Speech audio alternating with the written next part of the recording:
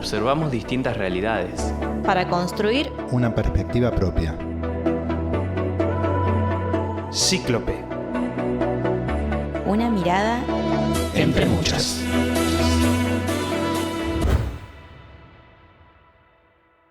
Nosotros lo que queremos es que esas trayectorias vuelvan a ser compartidas entre la escuela especial y las escuelas de nivel, pero que se den en condiciones, en igualdad, con recursos económicos, con cargos. Las escuelas comunes hoy en día están sin recursos humanos, sin profesionales, con edificios que no están adecuados a lo que son las necesidades de los niños y de los estudiantes que tienen algún tipo de discapacidad.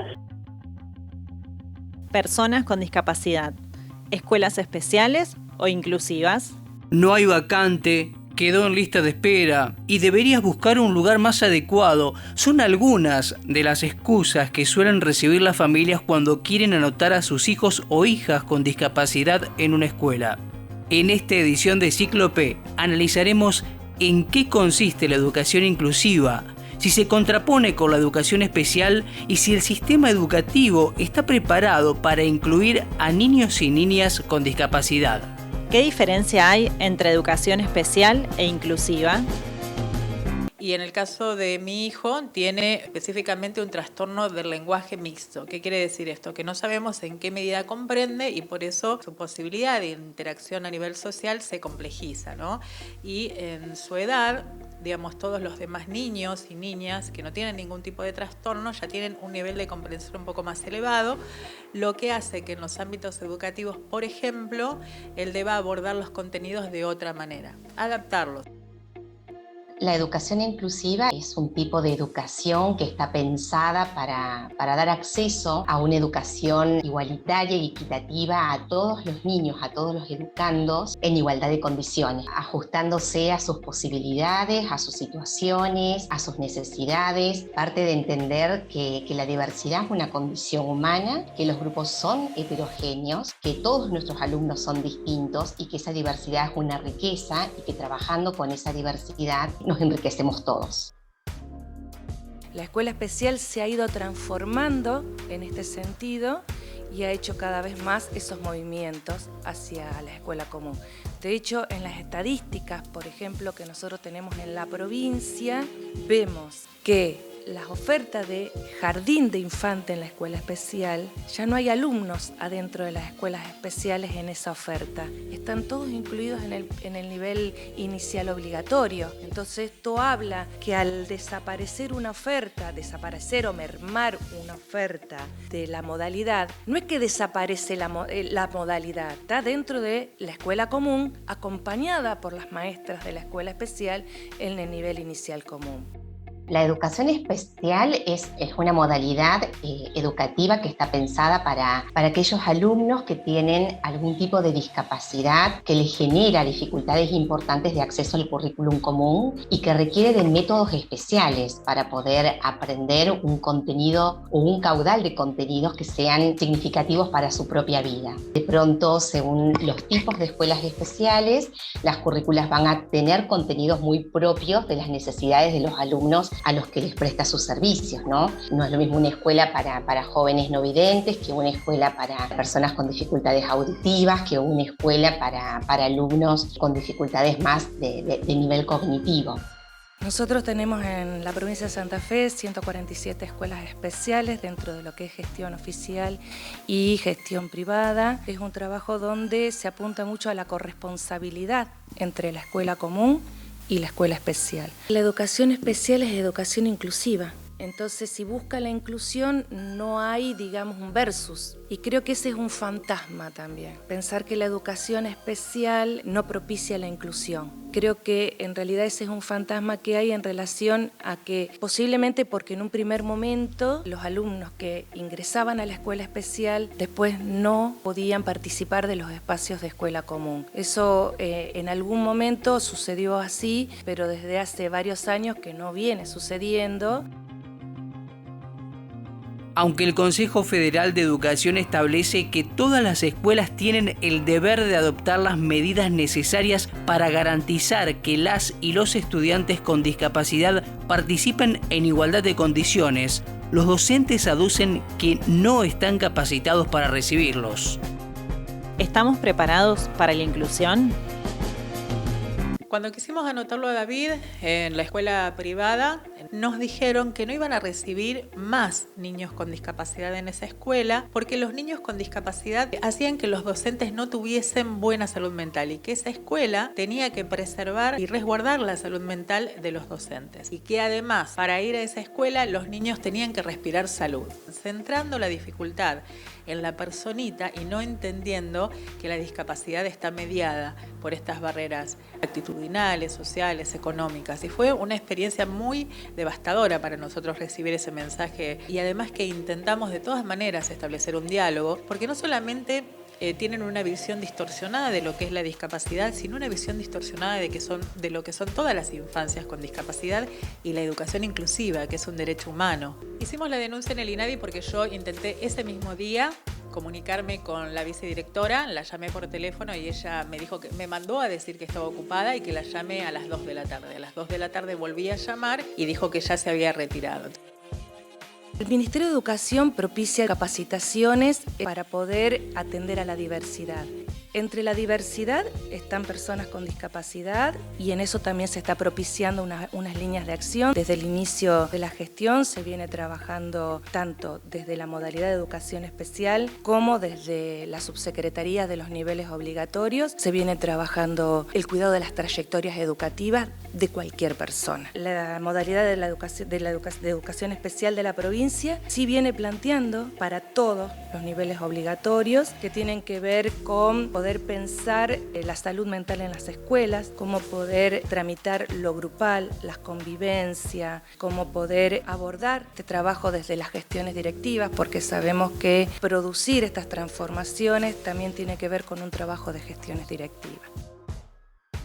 O sea, el Ministerio tiene todas las condiciones, el Ministerio de Educación conoce perfectamente la situación de los niños y niñas con discapacidad. Ellos necesitan abordarlo como una cuestión de educación política. Eso es una decisión que se tienen que trasladar a las aulas y ellos dentro del mismo Ministerio consideramos nosotros como padres y madres que deben articular los mecanismos de comunicación sobre todas las cosas, o sea, que bajen las normativas y las dinámicas de trabajo a las escuelas, porque las escuelas alegan que no les mandan maestros integradores, que carecen de comunicación con las supervisiones, con las regiones, con las diferentes áreas en las cuales el mismo ministerio se divide. Entonces, no es una cuestión de que desconozcan o que no estén preparados, es una cuestión de que no se han reorganizado en base al nuevo modelo social de la discapacidad, que inclusive tiene normativas provinciales, tenemos un decreto y que ya el área de educación especial tienen que empezar a modificarse y a mutar y a ayornarse a estos tiempos que corren, que son las discapacidades del modelo social y derechos humanos.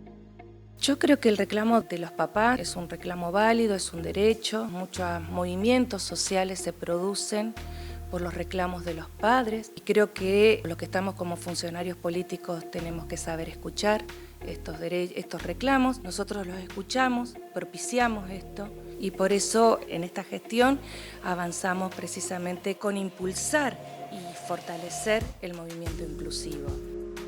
En escuelas inclusivas implica pensar como en un cambio de paradigma en relación a la discapacidad, en relación a la inclusión, en relación a los accesos. Y la realidad es que generar y construir escuelas inclusivas es parte de un proceso diario. No existen recetas, las instituciones vamos ensayando, probando, aplicando, formándonos.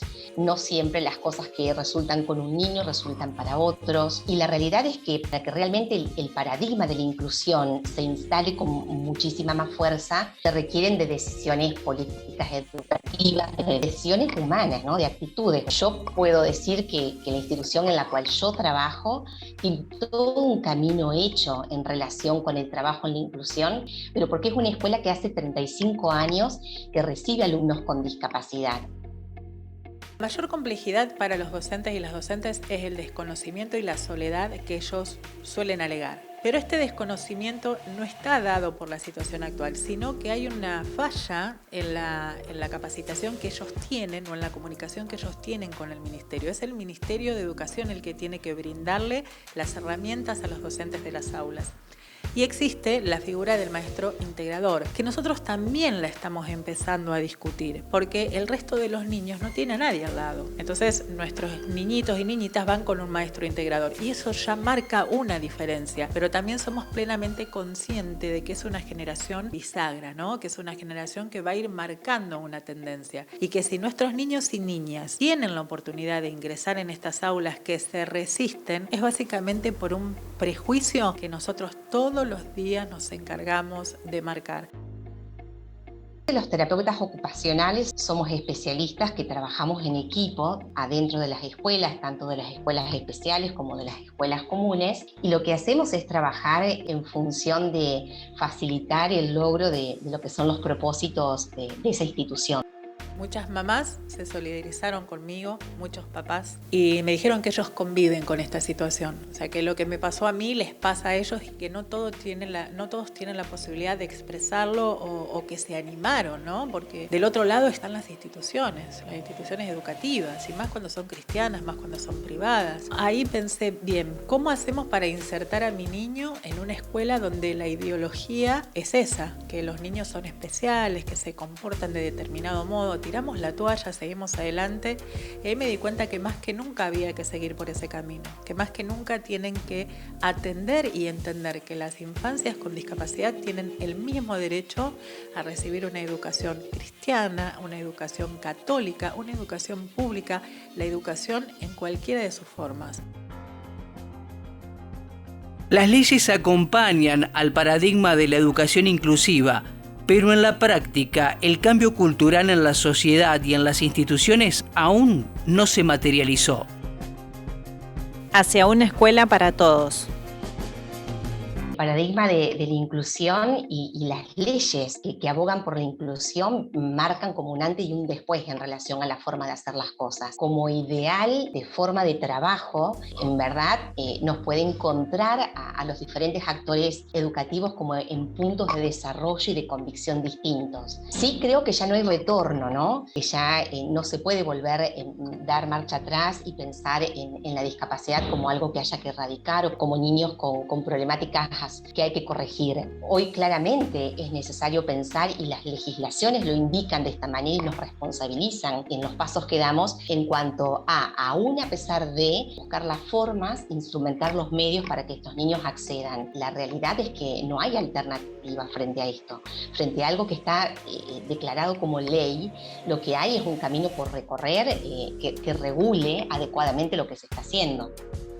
Para que la educación sea inclusiva, tenemos que pensar todos los formatos de la escuela y la organización escolar de la escuela. Entonces, cuando uno está pensando en una escuela que aloja, está convencido de que esa escuela puede alojar a ese niño o a esa niña o a ese adolescente con cualquier tipo de dificultad. No estamos hablando solamente con discapacidad. Una escuela que tiene la capacidad de alojar es una escuela que puede reformular su organización escolar, sus espacios escolares, sus tiempos escolares, para poder hacer habitable a cualquier chico dentro de la comunidad educativa.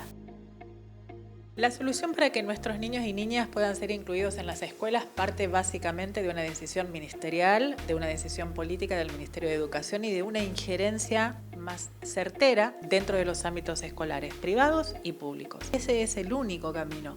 Primero, tomar en serio nuestro reclamo. Segundo, entender a la discapacidad desde el modelo social y no desde un modelo rehabilitador y normalizador, y entender que la discapacidad está mediada por barreras físicas, pero también actitudinales, y que son esas las barreras que vemos hoy en la educación. Esto es un proceso que lleva a una construcción colectiva, y los procesos toman tiempo, porque tienen que ver con transformaciones culturales.